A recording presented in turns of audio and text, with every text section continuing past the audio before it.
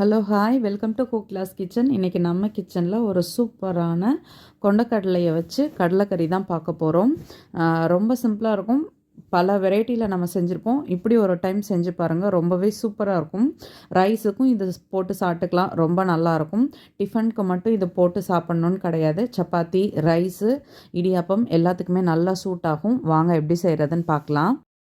நான் சின்ன டம்ளரால் 1 டம்ளர் அளவு கருப்பு கொண்டக்கடலை எடுத்து ஓவர் நைட் ஊற வச்சு எடுத்துட்டேன். இப்போ இதை நல்லா வாஷ் பண்ணி எடுத்துகிட்டு குக்கரில் தேவையான அளவு தண்ணி, உப்பு சேர்த்து இதை ஒரு 7-8 விசில் விட்டு நல்லா இதை வேக வச்சு எடுத்துக்கலாம்.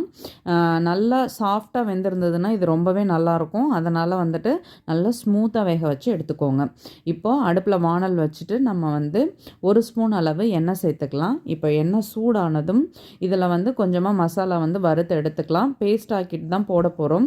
சின்ன துண்டு பட்டை, இது கூட அடுத்து மிளகு, உங்களுக்கு எவ்வளோ காரம் தேவையோ அதுக்கு தகுந்த அளவு சேர்த்துக்கோங்க.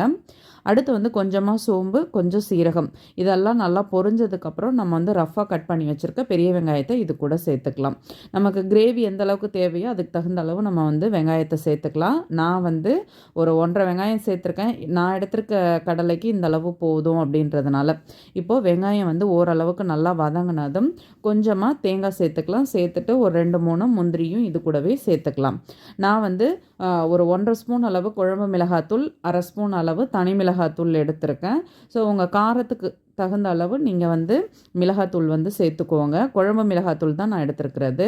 இப்போது நம்ம இதை நம்ம இதோட பச்சை வாசனை போகிற வரைக்கும் நல்லா மிக்ஸ் பண்ணிவிட்டு ஃபேனில் ஆற வச்சுட்டு நல்லா மிக்சியில் நைஸாக அரைச்சி எடுத்துக்கணும். அவ்வளோதான். நான் இப்போ கேஸ் ஆஃப் பண்ணிட்டேன். அந்த கேஸ் ஆஃப் பண்ணிவிட்டு வானலில் இருக்கிற சூட்லேயே இந்த மிளகாத்தூளை நம்ம நல்லா வறுத்துக்கலாம். இப்போ மிக்ஸி ஜாரில் கொஞ்சமாக தண்ணி சேர்த்து நல்லா நைஸாக அரைச்சி எடுத்துக்கலாம். இப்போது நம்ம அடுப்பில் வானல் வச்சுட்டு 1 ஸ்பூன் அளவு எண்ணெய் சேர்த்துக்கலாம்.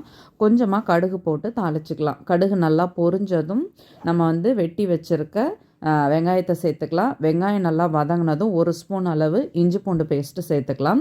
இஞ்சி பூண்டு பேஸ்ட்டோட பச்சை வாசனை போனதும் நம்ம கட் பண்ணி வச்சுருக்க தக்காளியை சேர்த்துக்கலாம். தக்காளி, வெங்காயம் இதெல்லாம் நல்லா வதங்கினதுக்கப்புறம் நம்ம அரைச்சி வச்சுருக்க இந்த மசாலா விழுதை தான் இது கூட சேர்த்துக்க போகிறோம். இப்போது இஞ்சி பூண்டோட பச்சை வாசனை நல்லா போயிடுச்சு. அதுக்கப்புறம் நம்ம தக்காளியை சேர்த்துப்போம். நல்லா பழுத்த தக்காளியாக செய்கிறங்க, அப்போ தான் ரொம்ப நல்லாயிருக்கும். இப்போது தக்காளியும் சேர்த்தாச்சு. சேர்த்துட்டு நல்லா வதக்கிட்டு நம்ம அரைச்சி வச்சுருக்க மசாலாவை இது கூட சேர்த்துக்கலாம். மசாலா சேர்த்துட்டு அந்த மிக்சியில் இருக்கிறதுலையும் கொஞ்சமாக தண்ணி சேர்த்து நம்ம அது கூட சேர்த்து நல்லா கொதிக்க விடலாம். கொதிக்க விட்டதும் நம்ம வேக வச்சு எடுத்து வச்சுருக்க இந்த கொண்டக்கடலை தான் அடுத்து இது கூட சேர்க்க போகிறோம். இந்த மசாலா 1 நிமிஷம் நல்லா இந்த தக்காளி வெங்காயத்தோடு நல்லா கொதிக்கட்டும்.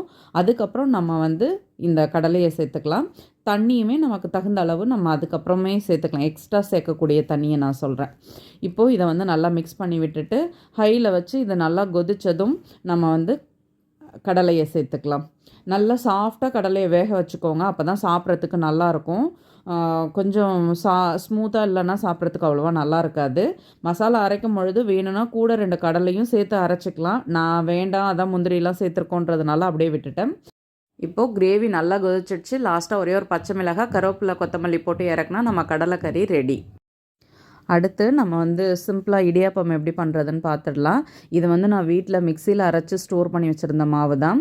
ஒரு 2 கப் அளவு மாவு எடுத்துகிட்டேன். லைட்டாக தண்ணியிலேயே சுடு தண்ணியில் கொஞ்சமாக உப்பு சேர்த்துட்டு இந்த மாவோட கொஞ்சமாக கொட்டி அப்படியே கிளறிட்டு இப்போ பாருங்கள் மாவு நல்லா பிசைஞ்சாச்சு. இதுக்கப்புறம் நம்ம இடியாப்பச்சில் போட்டு அப்படியே இடியாப்பத்தை புழிஞ்சு எடுத்துக்கலாம்.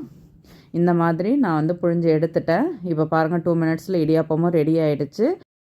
சுட சுட சூப்பராக நம்மளோட இடியாப்பம் வித் கடலைக்கறி ரெடி ஆகிடுச்சு. நீங்களும் வீட்டில் ட்ரை பண்ணி பாருங்கள், கண்டிப்பாக உங்களுக்கு பிடிக்கும். வீடியோ பிடிச்சா லைக் பண்ணுங்கள். என்னோடய வீடியோ உங்களுக்கு யூஸ்ஃபுல்லாக இருந்தால் சப்ஸ்கிரைப் பண்ணிக்கோங்க. மறக்காமல் செஞ்சு பார்த்துட்டு உங்கள் கமெண்ட் சொல்லுங்கள். இந்த மாதிரி சின்ன சின்ன ரெசிபீஸ் கற்றுக்கலாம். நீங்கள் பிகினர்ஸ்னால் கண்டிப்பாக என்னோடய சேனல் உங்களுக்கு யூஸ்ஃபுல்லாக இருக்கும். ட்ரை பண்ணிவிட்டு கட்டாயமாக சொல்லுங்கள். தேங்க்யூ.